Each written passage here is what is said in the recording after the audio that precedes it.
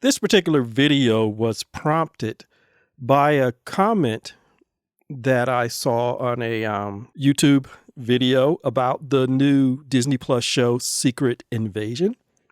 And for those of you who are watching this, you probably already know what Secret Invasion is about. It's an adaptation of a Marvel comics series about the secret invasion, infiltration, takeover of Earth by the race known as the Skrulls. And we were introduced to the Skrulls in the Captain Marvel film. But unlike the comic books where the Skrulls were pictured as villains, they were made to be the victims and sympathetic in the movie.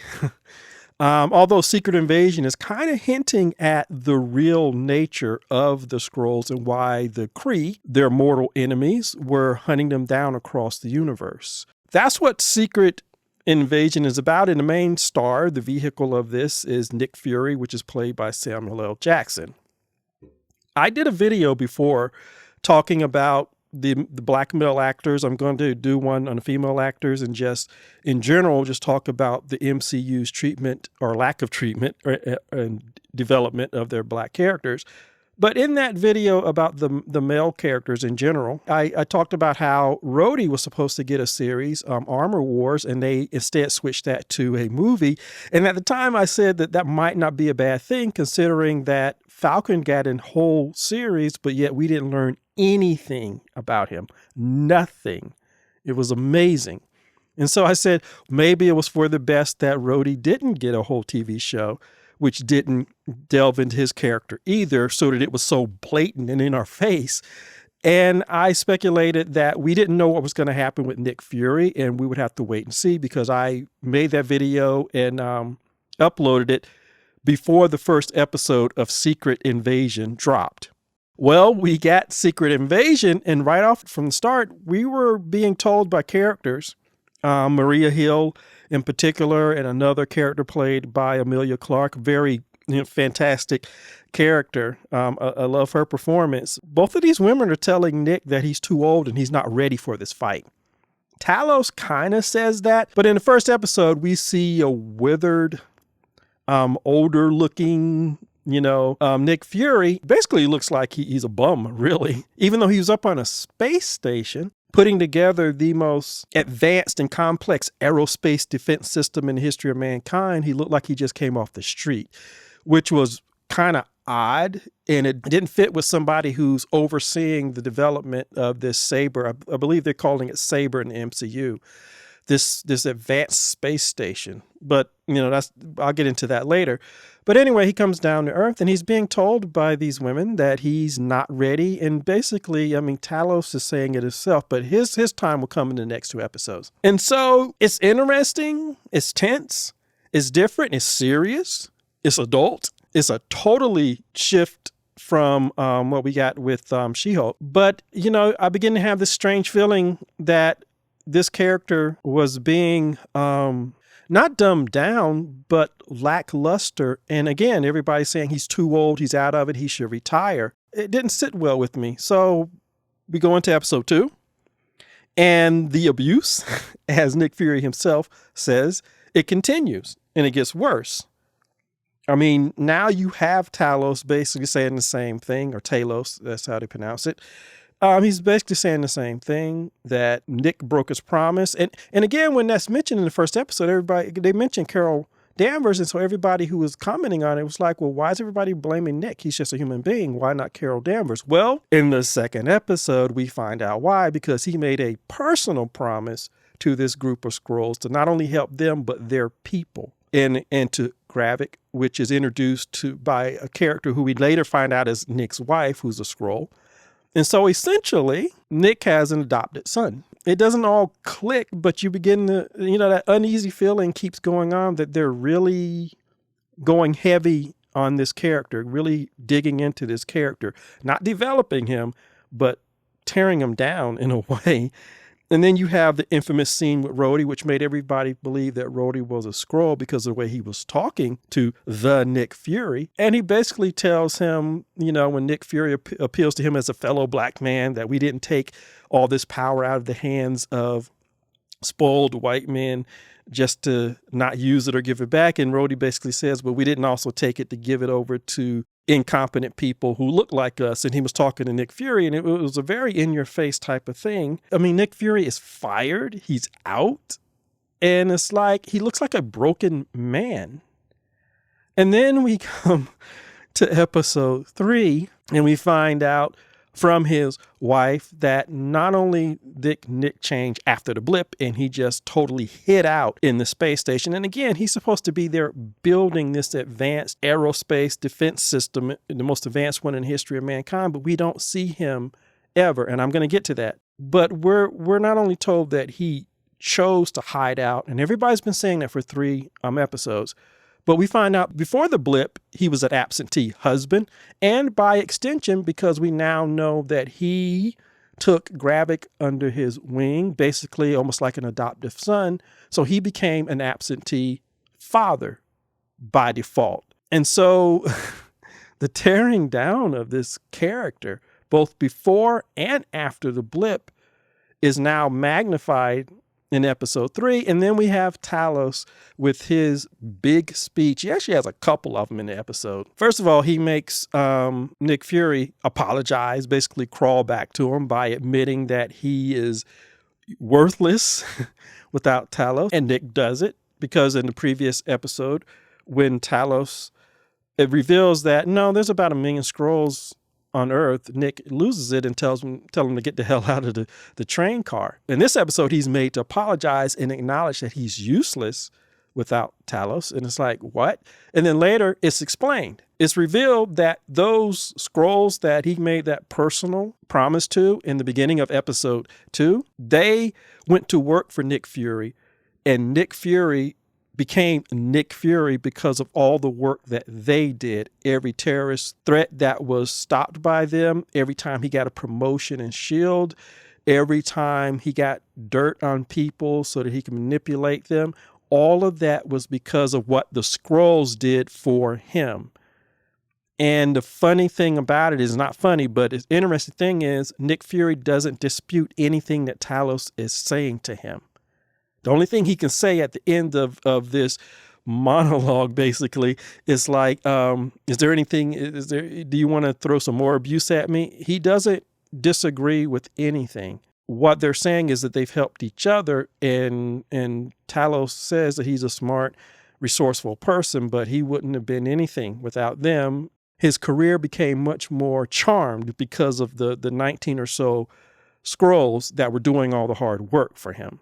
So essentially, the Nick Fury, the Mystique, the person that we thought we were going to get between what we saw in Captain Marvel and what we have now, we thought that there was like 30 years of this dynamic Nick Fury, only to find out that no, everything that happened in those intervening years was because of the Skrulls that were doing all this secret work for him. That brings me to Captain Marvel. Because you see, over the course of 2 movies, Captain Marvel and Spider-Man Far From Home, and now 3 episodes of Secret Invasion, the Nick Fury that we thought we were going to get, that we thought we were going to discover, that we thought existed, we're being told that he never existed.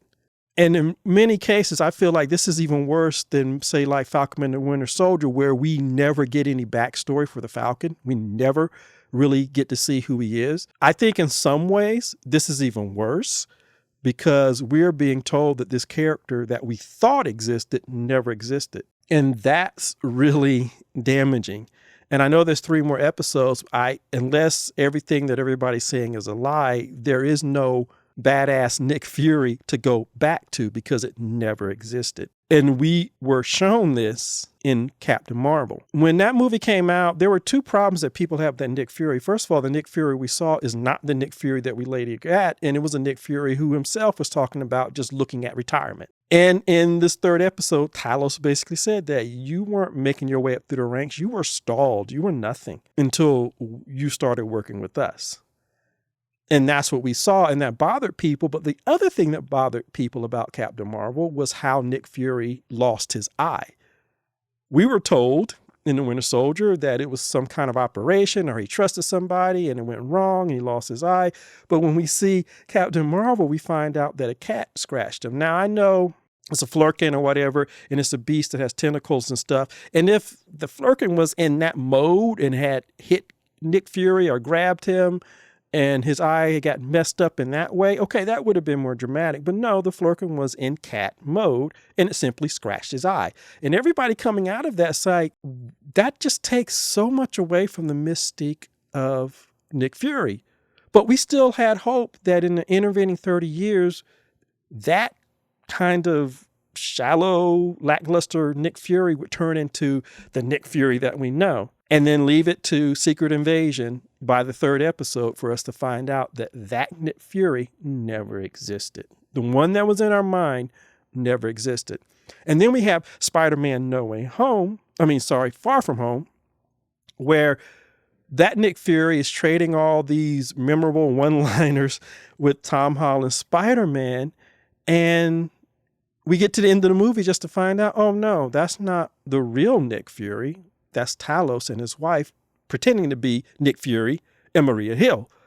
And then we cut to Nick Fury on the space station where he's supposed to be working on the most complex aerospace defense system in the history of mankind. And what do we see? He's lounging with the projection of a beach. It's like he's on vacation. And then when he gets up, he's stretched, he stretches, he's tired, and he just walks off. He's not the commanding Nick Fury that we saw in the helicarrier in, the first Avengers movie, where he's standing there, he's in command, he's giving orders, he's overseeing the operations.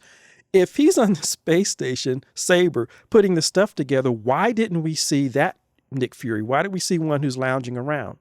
With those two movies, we were shown a Nick Fury that did not fit our imagination of what we thought Nick Fury was. And then we get to this show just to find out that, oh no, that representation of him was true and it remained true. He was never really this larger than life Nick Fury. The only person who thought that was Maria Hill's mom when she tells Nick Fury, "You're Nick Fury. Make sure my daughter's death means something." That's because she doesn't know that he's been using Skrulls his entire career to advance. Now I understand why the Rhodey Skrull was pissed, because as a Skrull, he knew the truth about Nick Fury's rise to power. So when Nick Fury had the gall to say that other people were unqualified, that's why he said to Nick Fury that, yeah, but we didn't take this power just to give it to unqualified people who look like us. Skrull Rhodey knew the truth. Now his comments make sense. But at the end of the day, we have the deconstruction of a Nick Fury. So you have Falcon and the Winter Soldier that doesn't do anything to advance Falcon's personal story, while at the same time giving us a loving treatment of Bucky's backstory once again, even though we got that in movies. And it's just in your face, side-by-side comparison where you can see how you do real character development versus how you do none. We got Rhodey, who had his show taken away. And again, I think that might be the best thing for him. And by the way, if Rhodey has always been a Skrull, that means we never got to know the real Rhodey. So in one episode, they basically destroyed any concept of Rhodey as a character, because apparently we never knew him if he's always been a Skrull. And you have Nick Fury's character, larger than life, being deconstructed, and we're being told that he was never that great Nick Fury. And it's worse than I ever thought it could be. Oh, everything about him was a lie. This is the truth. It's as if the MCU has this crazy desire and need to totally destroy their black male characters. And of course, Chadwick Boseman died, and they quickly kill off the character. And then in Black Panther 2, Wakanda Forever, they totally divest him of what he had by saying he didn't even have the heart-shaped herb inside his body, even though he was still the Black Panther, but yet he succumbs to some disease and their technology can't help. All the way around, they're just totally deconstructing all of the heroes, both male and female, and their societies. And so when it comes to Nick Fury, we got a foreshadowing of what was going to happen in Captain Marvel, when we not only saw a Nick Fury that did not fit the one that we would see later, and we saw that the distinguishing characteristic of him was his eye patch, and what we were told by him how he lost his eye, just to see that no, he's just scratched by a cat. They were already telegraphing to us that the mystique that we have built up in our mind around Nick Fury did not exist. And what happens? All these years later, we're given this show, and in 3 episodes, they have totally destroyed our concept of who and what Nick Fury was. He never was the great Nick Fury because somebody else, the Skrulls, the ones he made a personal promise to and who are now pissed, i.e. his son, his black son, because Gravik presents as a black male, so it's his black son that is taking revenge on him and causing the death of all of these people. So Nick Fury, I don't know what they're going to do with the last 3 episodes. I don't know how they're going to redeem his character. I don't think they plan to, because it's giving Marvel too much credit.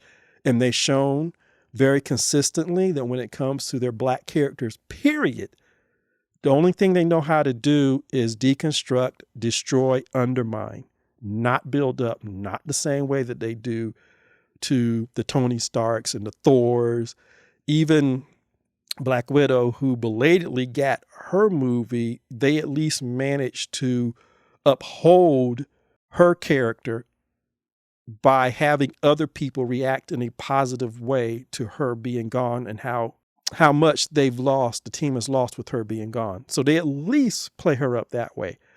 But we're getting everybody who's just dumping on Nick Fury. And it's really sad. A show and a movie can be good and bad at the same time.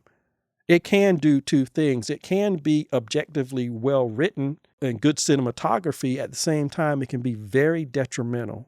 I don't know what they can do to really bring it back, because they spent 2 movies and 3 episodes so far to totally destroy the idea of a very effective Nick Fury. I should have anticipated it, because like I said, what they've done with Falcon, what they've done with Wakanda Forever, what they are rumored to do in the Marvels, where they'll have Tiana Paris's Captain Rambeau sacrifice herself so that we don't get any kind of backstory for her. Again, Kamala Khan got an entire series. Captain Marvel had a movie. None of the black women in the MCU have had anything either. And again, I'm going to do a separate video about that. And one other thing, I found it odd that Marvel's owned by Disney, just like Star Wars and just like Indiana Jones. And it's interesting that what people were complaining about with these iconic male characters being turned into deadbeat dads, broken old men. Luke Skywalker was turned into a jaded, former Jedi who's hiding out. Again, sounds like Nick Fury. He's hiding out from everybody and letting the First Order take over the galaxy. He's hiding out even from his sister, who's been calling from him. Again, sounds a lot like Nick Fury that we're presented with. And you had Han Solo, who become absentee father. Gee, sounds like Nick Fury again, who did not do anything to help his son. Sounds like Nick Fury again. And who was estranged from his wife. Sounds like Nick Fury again. And he ends up getting killed by his son. Gee, I hope that doesn't happen to Nick Fury again. And then, Harrison Ford got double dose, because then Indy is now an old man and he's away, estranged from his wife. Sounds like Nick Fury. And his son went off and got killed because he never established a relationship with him. Gee, sounds like Nick Fury. It's like, wow. It even feels like it's more than Marvel, and it's more than Lucasfilm. It feels like it's Disney. It's Nick Fury, who's the one who put together the Avengers, has now been torn apart like all these others. He's an absentee father. He's an absentee husband. He's old. He's broken. He's not ready for the adventure. Wow. And again, it's like, who comes up with this stuff? And all of it has been proven to be wildly unpopular. And the fact that this show has so low ratings, I have to give it to the people who decided not to watch it, because they're not being treated to this. They decided from the start they weren't going to subject themselves to this, and so they're missing out on the goodness of yet another destruction of not only a male character but a black male character. And that just goes to show that it has far more ramifications because we don't have anybody else to offset it. There aren't any other black male characters in the MCU to offset it. When you do it to one, you basically wiped us out, and this is what we're getting. So I have no hope for Armor Wars movie to finding out anything useful about Rhodey, particularly if we find out he's been a Skrull the whole time, so we never even knew him. I mean, just wow, you just wiped out any kind of character development overnight. So yeah, I didn't expect this video to go on this long, but I just really wanted to just take the time to do this because I wanted to put this out before the next episode of Secret Wars comes out, because it's just pure Marvel again. Makes me wonder how much longer I can stick with this, because it's really sad.